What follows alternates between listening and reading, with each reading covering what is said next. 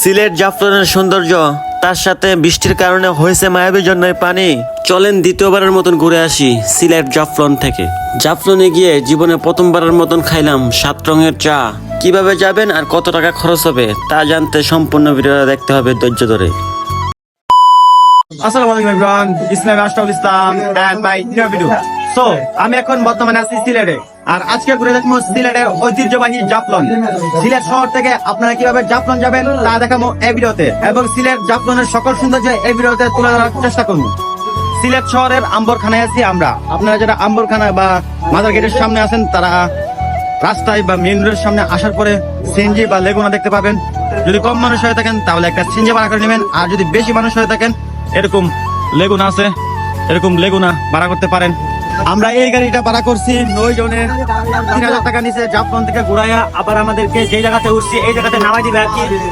আমরা এখন বর্তমানে সকলে উঠে গেছি এই জায়গায়। এখন আমাদের গন্তব্য হলো সিলেট জাফলন। আমরা সকলেই বক্সের ভিতরে গান বাজাতে বাজাতে এনজয় করতে করতে যাইতেছি জাফলনে।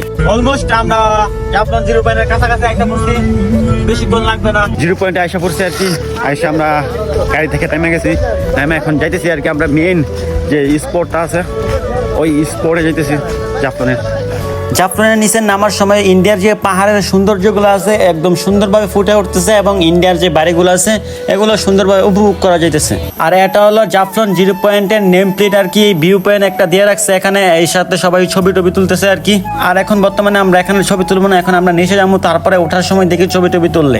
আর নিচে নামার পরে যে পাথরগুলো দেখছেন এই পাথরগুলো দিয়ে হাইটে একদম মেইন জায়গায় যেতেছে আর কি, যে জায়গায় ইন্ডিয়ার লাস্ট সীমানা এবং বাংলাদেশের লাস্ট সীমানা আছে ওই জায়গায়। আর এই পাথরগুলোর উপর দিয়ে হাঁটা কিন্তু খুবই কষ্টকর, পাও স্লিপ মারে যদি পরে একদম দাঁত মাত সব ভাঙবো আর কি। আর এটা হলো বাংলাদেশ, আর এই দড়ির পরে এটা আছে, এটা হলো ইন্ডিয়া। আর ওই যে দেখতে পাচ্ছেন সামনে ওইটা হলো ইন্ডিয়ার ব্রিজ আর কি। আর সামনে যে পানিটা দেখতেছেন এই পানিটাই জাফলনের পানি, এই জায়গায় সকলে গোসল করে আর কি। এখন বর্তমানে পানিটা গোলা হয়েছে, কারণ কি 2-3 দিন যাবত সিলেটে বৃষ্টি হইতেছে, যার কারণে পানিটা অনেক পরিমাণে গোলা আর কি। আর আমরা ভাবছিলাম যে গোসল করবো, কিন্তু এই পানি দেখার পরে মন চাইতেছে না গোসল করার জন্য। আমরা যে এখন মায়াবী জন্য গোসল করার চেষ্টা করবো, কারণ এখন আমরা যাইতেছি মায়াবীর জন্য।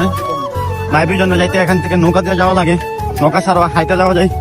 এই পথে আমরা অবলম্বন করার চেষ্টা করতেছি। চলেন দেখি হাইটা যাইতে পারি কিনা। জাফলনতে 5 থেকে 10 মিনিট হাঁটার পরেই এরকম একটা নদীর মতন জায়গা পার হওয়া লাগে আর কি। পার হওয়ার পরেই মায়াবী জন্য আর কি। এমনিতে যারা নৌকা দিয়ে আসে জনপ্রতি 100 টাকা করে আর কি, আসা যাওয়া আপ ডাউন। আর এখানে এসে যদি যান শুধু এই পারতে নৌকাটা পার হওয়া 10 টাকা আর কি। জাস্ট ওই পারতে হয়ে যাবে, এটা পার হইতে জনপ্রতি 10 টাকা করে। ওই 0 পয়েন্ট থেকে যদি নৌকা দিয়ে আসেন তাহলে জনপ্রতি খরচ হবে 100 টাকা করে। আর যদি একটু করে হাইটে আসেন, হাইটে আসলে একজনের খরচ হবে 10 টাকা করে। আমরা 9 জন ছিলাম, 9 জনের 900 টাকা চাইছে, আর এখানে 90 টাকাতে আমরা পার হয়ে গেছি। ভাই 810 টাকার মতন বাইচা গেছে একটু পথ হাইটে আইসা। আর এই সেই আইকনিক মায়াবীর জন্য এই জায়গায় অনেকে আসে গোসল করার জন্য, কিন্তু এখনো পর্যন্ত ওই পরিমাণে পানি হয় না যে পরিমাণে পানি আমি আপনাদেরকে ইন্টুতে দেখাইছি। সেম এরকম পানির ভিডিও দেখে আমার মন উতলা হয়েছে যে ওই জায়গায় যে আমিও সেম এরকম পানি দেখবো, কিন্তু এরকম পানি নাকি শুধু বর্ষার সময়, যার কারণে আমরা এই জায়গায় এসে একদমই ঠকে গেছি। যাই হোক, এখন বর্তমানে আমার সাথে থাকা সকলে পাহাড় বায়া ঝর্ণার উপরে উঠতেছে একদম, যার কারণে আমিও এখন উপরে ওঠার চেষ্টা করতেছি, দেখি কতটুকু করতে পারি আমি। আর এই সে মায়াবাতি ঝর্ণা, এটা একদম নিচ পর্যন্ত গেছে। আমরা অনেকটা উপরে উঠছি, এর উপরে আমাদের উপরে আমরা 3 মেম্বার উঠছে, আমরা আর উপরে উঠতে চাই না। বর্তমানে অনেকক্ষণ সময় আমরা মায়াবী জন্নায় কাটাইছি, গোসল টোসল করছি, যার কারণে ভিডিও ওই বেশি করতে পারি নাই। যার কারণে এখন বর্তমানে উপরে উঠে যেতেছে আর কি। উপরে ওইটা আমাদের গাড়ি যে আছে গাড়ির সামনে চলে যাবো আর কি। গাড়ির সামনে আসার পরে একটি দোকানের ব্যানার আমার চোখে পড়ে, যেটার মধ্যে লেখা ছিল 7 রঙের চা।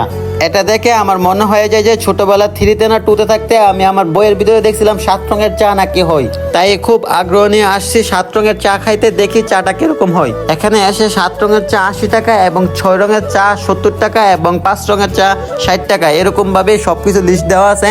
আমি সবকিছু দেখে 7 রঙের চা একটা 80 টাকা দিয়ে অর্ডার দিই, দেখি কিরকম লাগে টেস্টটা। আর চা দেওয়ার সাথে সাথে আমি খানা শুরু করি, কারণ কি টেস্টটা বোঝার জন্য ভিডিও করাটা পরে রাখছি। খাইতে খাইতে অর্ধেকটা খাইয়া ফেলছি, তারপরে ভিডিও করার কথা মনে হয়েছে। আর সেম এরকম ছিল চাটা আর কি। আর চার টেস্টটা কিন্তু খারাপ ছিল না, অনেক ভালো ছিল চার টেস্টটা। প্রতিটা লেয়ারে প্রতিটা টেস্ট ছিল আর কি। আর টেস্টগুলো খুবই মনোমুগ্ধকর ছিল, খাইয়া অনেক এনজয় করছি। যাই হোক গাইস, ইতিমধ্যে আমাদের জাফলন ঘোরা শেষ। আমরা উঠে গেছি আমাদের গাড়িতে, এখন সরাসরি চলে যাবো আমরা আমাদের বাড়িতে, যার কারণে ভিডিওটা আর বড় করতেছি না, এখানে শেষ করে দিতেছি। আল্লাহ হাফেজ, দেখাবে কোনো পরবর্তী ভিডিওতে।